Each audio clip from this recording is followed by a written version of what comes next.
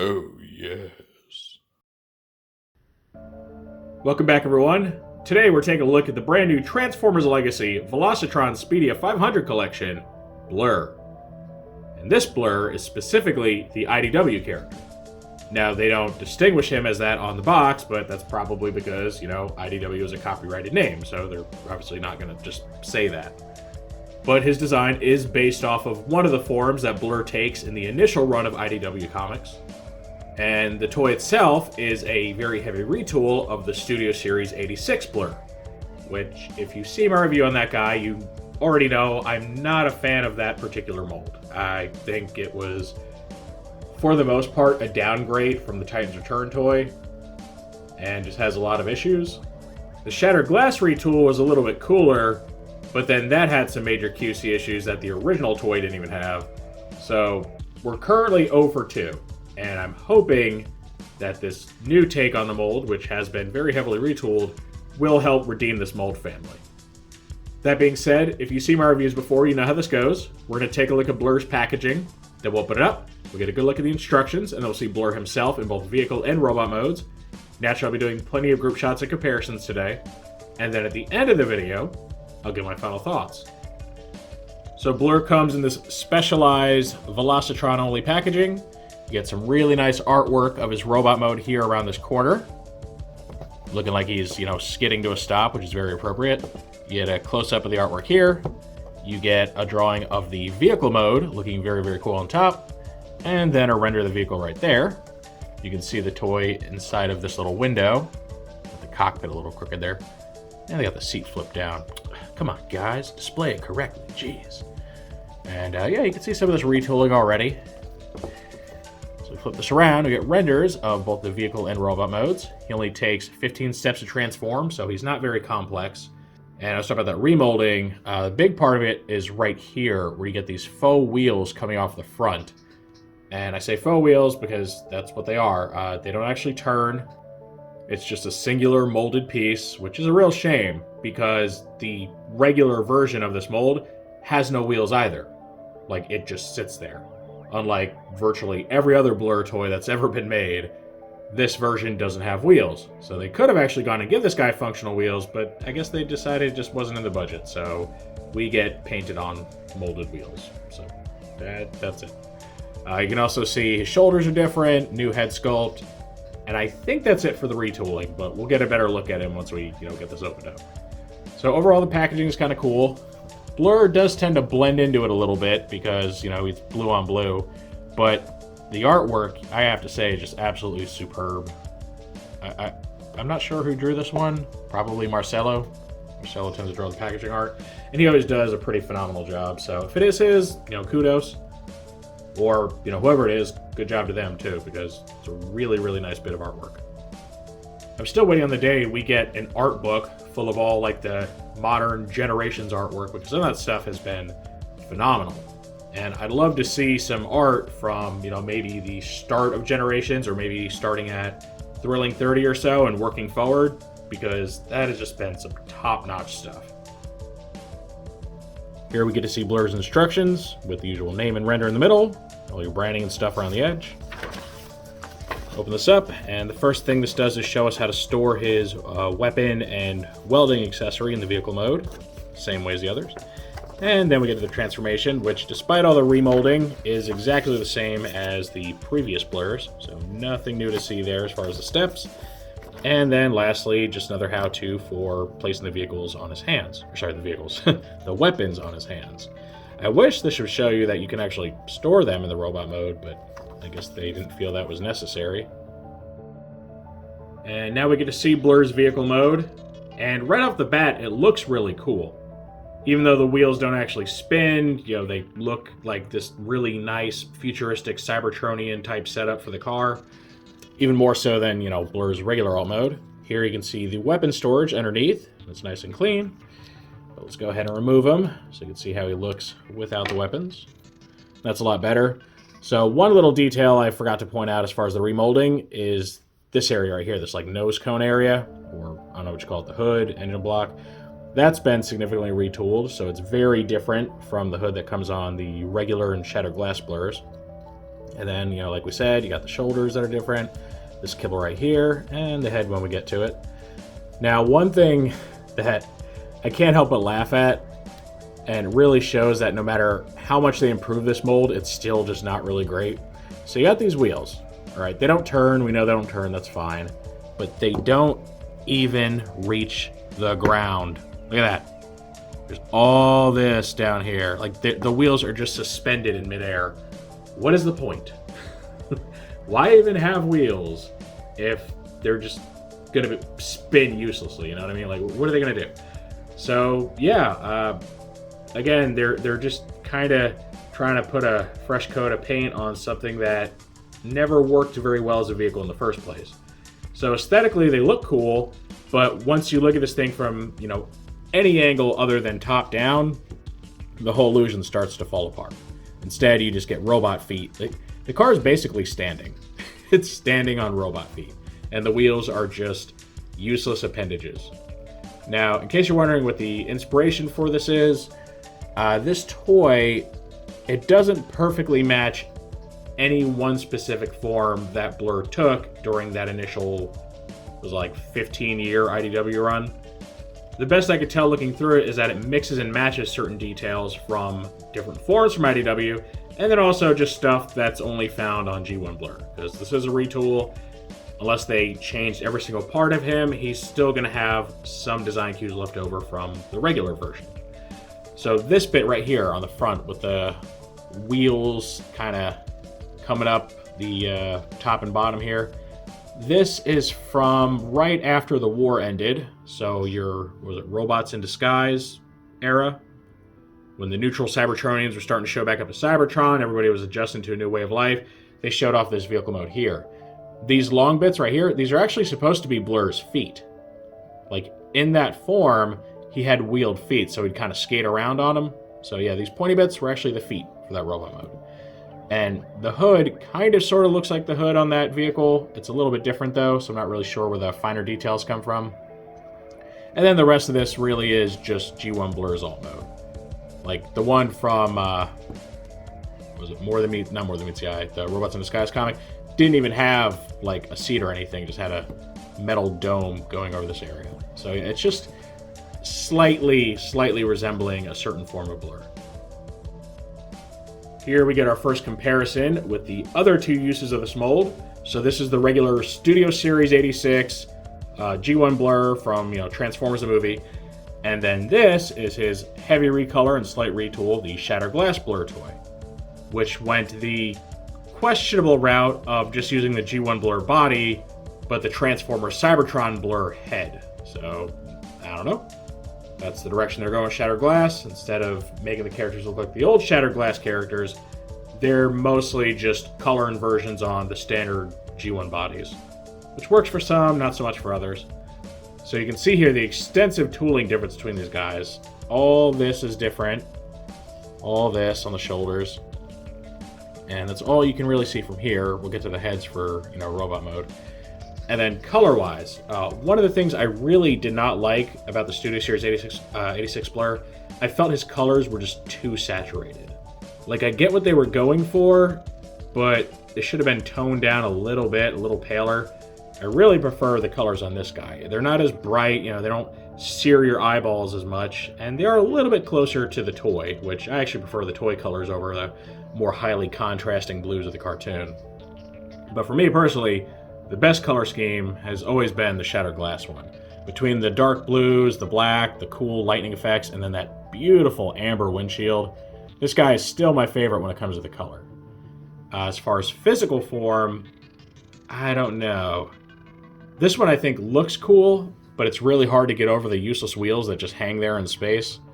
So I guess from an aesthetic point, I like this one the most, because I don't really like this thinning, sloping hood on the regular form. But from a functional standpoint, I think these are better, because this just looks like a hover car, which is fine. And, a hover car doesn't need floating wheels that do nothing on it. So these are more practical looking. This is a little more cool looking. Now here's a group shot with the other toy of IDW Blurr, because believe it or not, yes, IDW Blurr has been done before. So this is the Generations Blurr toy. So pre-Thrilling 30, just your regular Generations. And you can see it's a very different looking figure.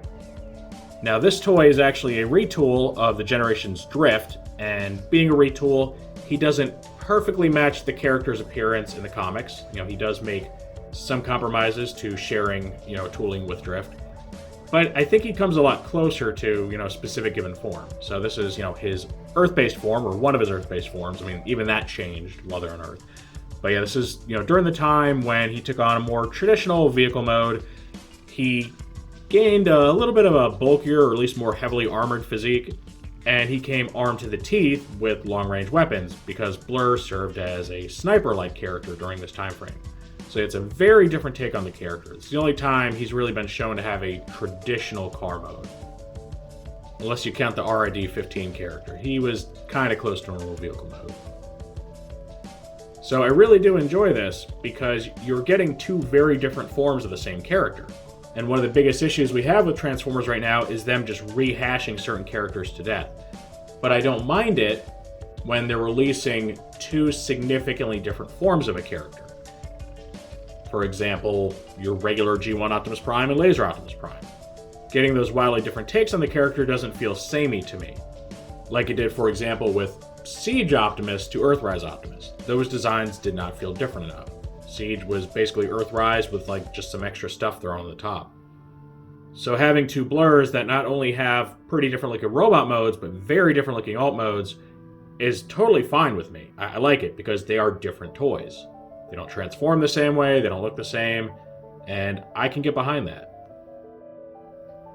Now we get to see this new Blurr's robot mode, and I have to say, it looks pretty nice. I really dig the IDW head, which is much more stylized than the regular G1 head. It's got these wings that sweep back. Still has a little antenna crest thing on top. It's not quite as prominent. It's kind of toned down a little. He's got the cool cheek vents that the G1 Blurr has. And I really like the way this guy came out. The shoulders are really cool looking. Nice design on them.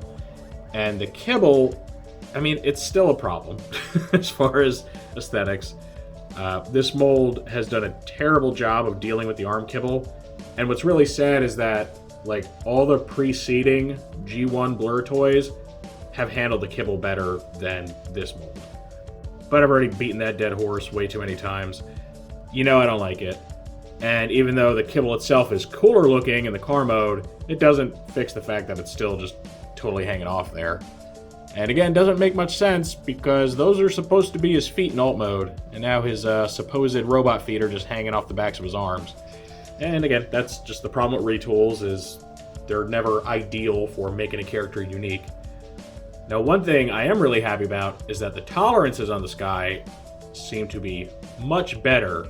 And that's much better than not just the Shattered Glass toy, which was, really loose and floppy, but even better than the first release. So I don't know if they went and tightened it up, or if it's just luck of the draw and this copy of mine happens to be better than the others. But yeah, all of his joints feel real good. The head is nice and tight. The shoulders are still nice and tight.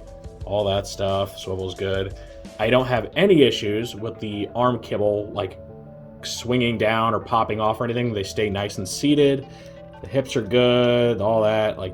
He feels solid, which is a huge improvement over the Shattered Glass one, which, did not set my hopes high for any repeat uses of this mold because he was already incredibly loose. And I'm like, wow, we're only on use 2, and we already have, mold degradation. So I don't know what they did differently. I know it wasn't just a one-off with my Shattered Glass toy because other people reported the same issues, especially with the arm kibble. So they seem to have gone and made some fixes, which is awesome. Getting to the colors again, I think they look good. The only thing I don't like about his coloration is the choice of blue used for the eyes. Now, blue is accurate, right? He's always got blue eyes. But I wish they would have used a blue that stood out more against his helmet, because it all just kind of gets lost in there. And if it weren't for their light just reflecting off the eyes a little more, because it is more metallic paint, you'd barely even know they were there. So maybe, a much more vivid blue for the eyes would have been called for. Maybe something akin to the primary blue on the Studio Series Blurr, just to help them pop a little bit. Other than that, I like it. I think it's a really good way to keep the original coloration without having it look kind of obnoxious. Here again are the other uses of this mold, so we can look at the robot modes. And the new thing to be revealed here is, of course, the head sculpt. So you can see how each one of these has a very, very different head sculpt. And ironically, the regular Generation 1 Blurr, in my opinion, has by far the worst. I mean, the details are there, but they just gave him this really ugly face. They gave him like this really massive chin, these hard lines all over the face, and he doesn't look like Blurr. This guy over here, they managed to really do a good job recreating the original Shattered Glass toy, which was itself a modification to the Transformers Seibertron Blurr. And then, of course, this guy's doing his own thing, is a very different looking Blurr, but he does it well. He looks a lot like how the character is supposed to look. So I'm not really sure which one I prefer out of these two. I think they're both really good, and they both accomplish what they set out to do. This one is just terrible. Like, I wouldn't mind them doing a redo on this one, making the colors a little bit less just obnoxiously intense, and really fixing that head sculpt, because that is just an ugly, ugly head sculpt. All right, one thing I wanted to show off is the accessory storage. Now, you can store both of his accessories underneath the car hood, like you can in vehicle mode. But for me, I don't really feel the need to store the rifle. I mean, you can, right? You just place it there, but it'll kind of hang down like a tail and look weird. But I do like to put the little welding attachment in there, because I kind of prefer displaying it without the welder. Like, it's a neat little accessory, but I don't feel the need to have it on there. Doing it for this new Blurr is it feels a little different, because this is a different piece and it's shaped differently. So you have a little bit less clearance to get this in here than you used to. And it doesn't stay in there as well either, because the little spaces it plugs into, there's nothing on the outside of them, so it's only gripping the, inner walls of this, and maybe won't hold as well as it should. I mean, it's not super loose, it's not gonna like fall down or anything. But yeah, it's a little iffier. And now this guy, I don't even bother taking his welder off, because when you do, that happens. Yep. An otherwise really great use of this mold gets ruined by some serious QC issues. And unfortunately, it's attached by a pin, so there's nothing I can really do to fix it. If it were a screw or something, it'd be different. And it's annoying because I don't want to display him with the welder. Like, I really don't. It's not part of his character. The only version of this that welding attachment really works for is the Studio Series version, because G1 Blurr was shown using that welder during Transformers the movie. This guy's never shown using it, this guy's never shown using it, so I don't want him to have to, use this thing, but I have no choice. And thankfully that issue's been fixed. Because if this guy had the level of poor quality control that this guy did, I may never buy that mold again. Like, just write it off and be like, nope. You fooled me once, shame on you. Fooled me twice, shame on me. I'm not going in on it unless you can guarantee me you fixed all the issues. Because, I hate that this guy has so many problems, because I otherwise really like him. I think his color scheme is easily the best out of these guys. And I love the idea of just this evil eye patch wearing bounty hunter Blurr. So yeah, that was a real letdown, and I am just very thankful I no longer have to deal with that issue with this new toy. And for another fun shot, we get our new Blurr, yet again with the old Generations toy. And just like the vehicle modes, you can see the robot modes are markedly different. In fact, the only thing they really have in common is, roughly the head design, and then the details on the shoulders, which even then, none of them match up exactly. So, two very different body types. This Blurr is just basically a different take on Drift. Just instead of swords, he comes with his long sniper rifle and then two smaller blasters tucked away inside these little saddlebag looking things that used to be the doors. So, I think these are both really great toys. I absolutely loved the old Generations Blurr, and I think this guy's pretty great too. Now, I think he fails to set himself apart from his mold mates as well as this Blurr does, because even though he's got some new molded details, functionally he's identical. He's got the same weapons. It is just another Studio Series 86 Blurr, just with a bit of an IDW spin on it. So if you were looking for something radically different and, just kind of mind-blowing, this may not be it. Now, if you are looking for something that's better than the original in like every way, this is your guy. I really think this is the best use of the mold so far. Normally, I'd say it's a Shattered Glass one, because I love that one. But it's a floppy mess, so how could I possibly recommend it, I wish that weren't the case. I wish it were actually good, but the reality is it's not. It's just a poorly made toy. It's a cool looking poorly made toy, but it's still poorly made, and you're just not going to be able to do a whole lot with it. And this completes our look at the new Transformers Legacy Blurr. Overall, I do think this is the best use of the mold so far. He just, between having better colors than the G1 toy and having much better tolerances in QC than the Shattered Glass toy, he just comes out on top overall. Now, I don't think he has the best colors. I think the Shattered Glass colors are still way cooler. But, his are at least a lot better than whatever that, eyesore of a Studio Series toy is. I do also like the fact that they made an IDW character. I kind of thought they were done with them, but luckily that doesn't seem to be the case, and I do like at least most of what came out of IDW, especially the first run. Like any comic series, it's hit or miss sometimes. I will say the execution doesn't really live up to the intention, though. Like, I appreciate what they were going for, and I like how they tried to replicate that specific vehicle mode from the comics. I like how they try to replicate details from his robot mode. But the problem is you kind of end up just going halfway between everything. And the vehicle mode especially falls apart once you transform him. And all that kibble, which was already useless and vestigial because the wheels can't even touch the ground, just kind of hangs off his arm. Like, why does he have robot feet on his elbow when he's already got feet, Like, I appreciate it. I like the retooling. I think the head sculpt's great. But I think it's just a mold that doesn't lend itself well to being that particular version of Blurr. So unfortunately, without some much heavier retooling, I don't think they're really going to hit the mark with making him very accurate to much of anything. So for me, I think my go-to IDW Blurr is still going to be the Generations one. But if you don't have that one, I think this guy's worth picking up as a substitute. And yeah, I think just overall, I'm satisfied with this toy. I don't know if I'd call him a must-have, but I think he will please people that are just looking for a decent Blurr if they don't have one yet, or don't have an IDW Blurr and want some version of that character, because he is a pretty decent stand-in. Of course, that is just how I feel about this toy, so now I want to know what you all think of it. Is this something you're looking forward to? Do you want him because he's just Blurr and you need a Blurr? Do you want him specifically because he's the IDW one? Or do you want him because you like the mold? Not everyone has to agree with me. Some of you guys might think this is the best thing ever. Or maybe do you not want this guy, either because it's IDW, because you don't need a Blurr, or because you don't like the mold. Any and all feedback is always welcome in the comments section. If you enjoyed this review, make sure to toss it a like. Let YouTube know you want to see more stuff like this. If you do want to see more like this, make sure to subscribe and hit that notification bell so you always get a heads up when I post something new. I thank you for joining me today for this look at the brand new Transformers Legacy Velocitron Speedia 500 IDW Universe Blurr. And with all that said, I will see you next time.